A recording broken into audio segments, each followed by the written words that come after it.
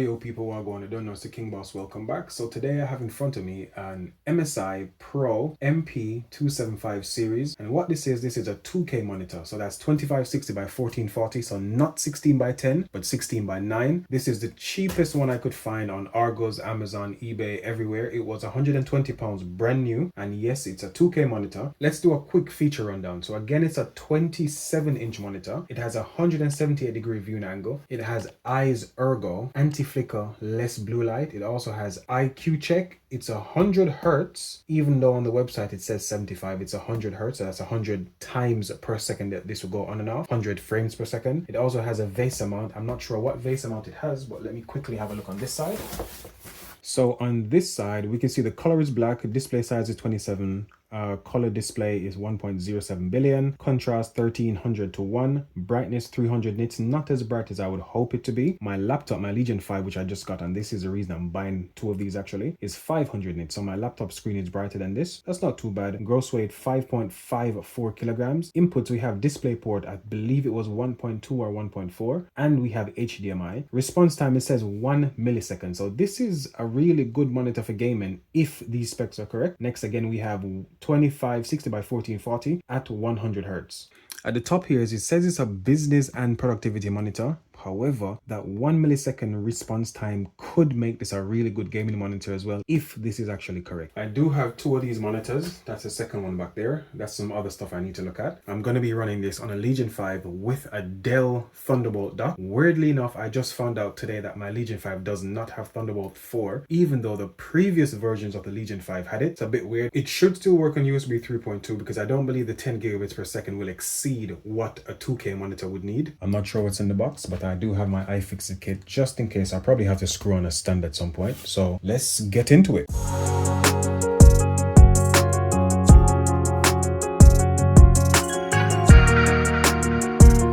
In the box, we have the HDMI cable and the booklets. We have the power cable. We have a part of the stand. So this is the longer part of the stand. And we also have the base of the stand. There is this extra thing as well. I'm not entirely sure what this is, but I'll figure it out as I go along. Please keep in mind that even though you've been given an HDMI cable, this will work with DisplayPort as well. I'm going to be using DisplayPort. I won't be using HDMI for this. I might connect other things that use HDMI, but my main setup is going to be DisplayPort.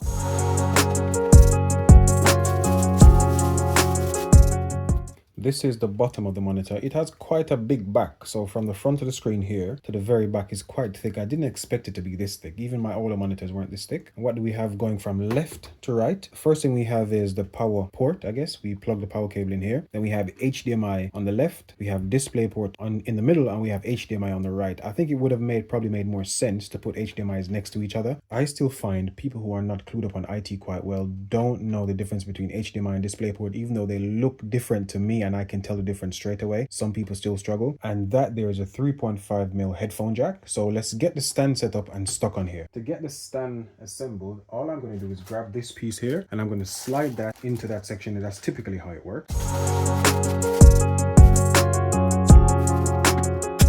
That's it. You just push it, it clips on, and you're done.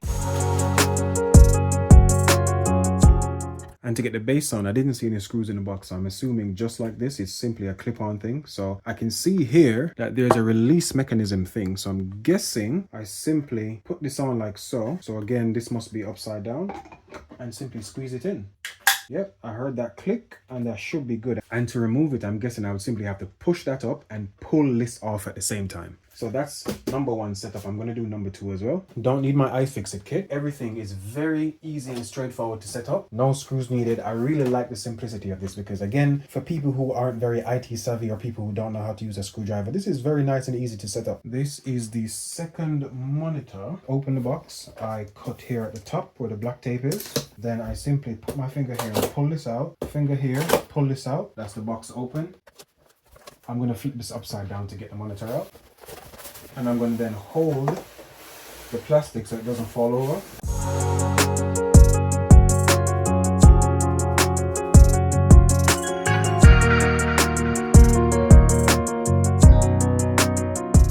While looking on the device, device, I found that there's a single power button and a navigation button on the device. What this means is that you use the same button for turning it on and off and use the same button for navigating around the menus. So looking at the monitor from the back like this, it's on the left hand side. So when it's in front of you on the desk, it's going to be the bottom right hand side. So if I put this up quickly and show you the power button and menu button, which is the same button, it's just one button, is going to be bottom right hand side here. I would say about 1/3 up from the bottom of the screen. So that's the base there, 1/3 of the way up, roughly here. That's where it is. And for the moment of truth, I haven't actually looked at the screens themselves. Obviously I haven't turned them on yet. I'll show you what that looks like when they're turned on. This is in display settings, and as you can see, I have some weird refresh rates here. I'm going 50, 56.25, 59.95, 70.07, 72.19, 75.03, 85, and 100. I've never seen these before, but hey, it does say 100 at the top, so that's all that really matters.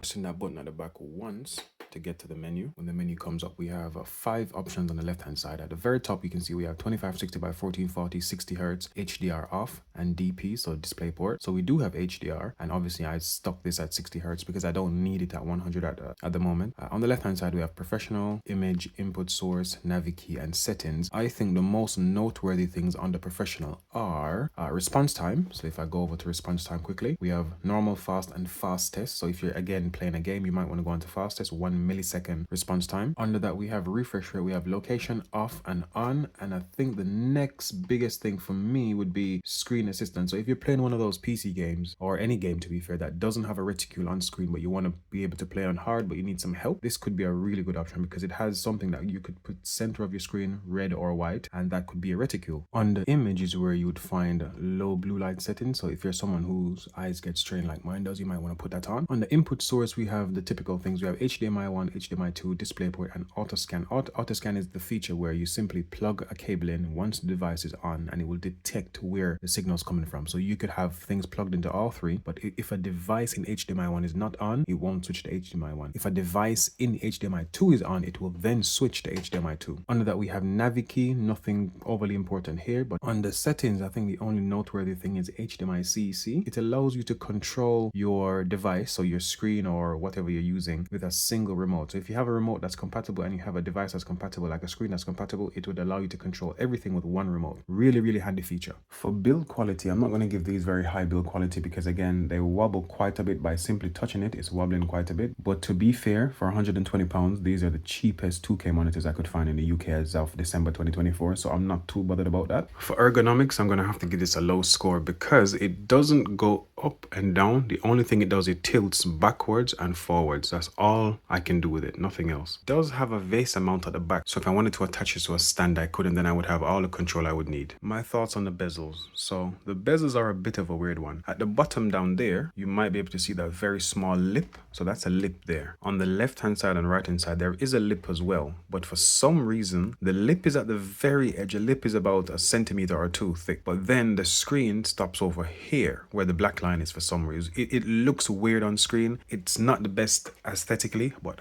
again, I keep going back to the fact that this was only £120, and I say only because that's the cheapest one I could find. On the website here, it says the panel type is IPS. It says it's 178-degree viewing angle. However, it doesn't say what the backlight technology is. Again, the screen size is 27 inches and the screen resolution is 2560 by 1440. So that's a 16:9 aspect ratio. Refresh rate being 100 Hz and the response time, the lowest response time being 1 millisecond. Viewing angles are found to be fine. I didn't have any issues when looking at it from the side. So this is me looking dead on. This is me looking from the left. And again, I'm going as far as I can. I can still see perfectly fine. So I don't think you'll have any issues with viewing angles. I'll be honest, I don't know much about color accuracy and color gamut, but it does have HDR support. So the HDMI port is HDMI 2.0, so not 2.1. If it was 2.1, then the screen would have to be at least 120 Hz refresh rate. The display port is DisplayPort 1.2. Now, I cannot see any backlight bleed when looking at black images on the screen. I do think with all the features that this monitor has, and the last feature would be the built-in speakers. So we have built-in built-in speakers, HDMI, display port. We have a screwless design, so you could put the stands up, the stands there, without any screwdrivers whatsoever. For £120, you cannot go wrong with this. I think this is the perfect price point for these monitors. If you're not somebody that needs to move your monitors around a lot, then I would say go for these. Again, they only tilt back and come forward. If you're somebody that needs to raise them up and raise them down, you might need to get this plus a vase amount. But again, if you're going to do all of that, you might as well buy a monitor that can just go up and down. Perfect price point, perfect feature set for me, for someone who's going to be doing very light gaming and a lot of admin office stuff, editing, programming, making videos. This is perfect for me. Thanks for watching. Stay tuned.